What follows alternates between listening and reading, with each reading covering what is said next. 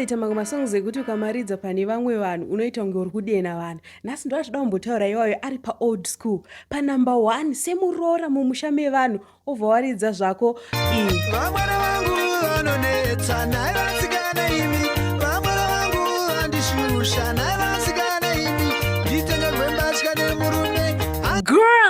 Girl hairidzike nyange uchida girl. Panoitwa dara Akadaro anzinguru yemukadzi nditume mwana nepasiru wandigovera sepwere. panumber 4 uchiroja zvako pamba pevanhu wakuvaridzira kuroja chete kuroja iwewe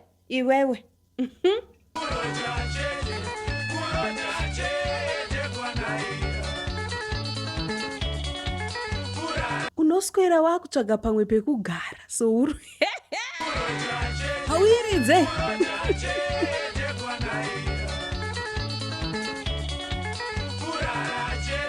dzaisaridzika hadzo kare kadzimba padzaishamisira dzisingawanikwe izvo munhu unongotama.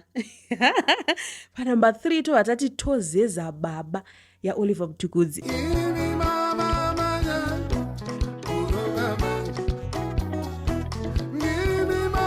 Uri musituation iyo hauiridze.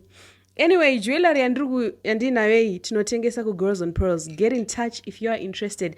Anyway, panumber 2 tina mutorwa yaOliver Mtukudzi.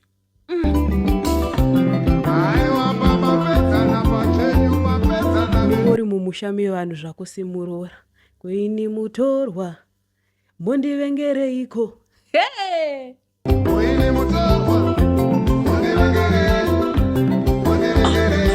Aiwa pamabedzana iwewe. Number 1 tigere ball vaindisekaonai nasindakurai nione vanerera sapa status zvako iwewe.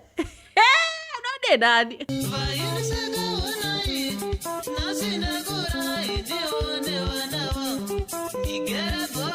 kuita senge wakuda kusvotisa ndopanhu vanhu kamumadzinza pavanozoti nherera hadzichengecheke mamwana zataisirwa pastatus manje upenyu ivhiri nyanyanyanyanya kugaro kuti ukanherera ndozvineiko.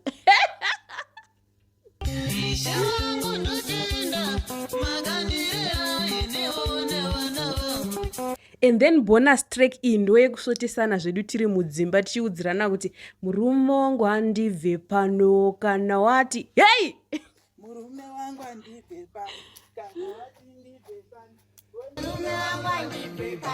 kana wati ndibve pano. Iwewo tangazve kundipfimba kana wandipfimba ndicharamba. I don't want this nonsense.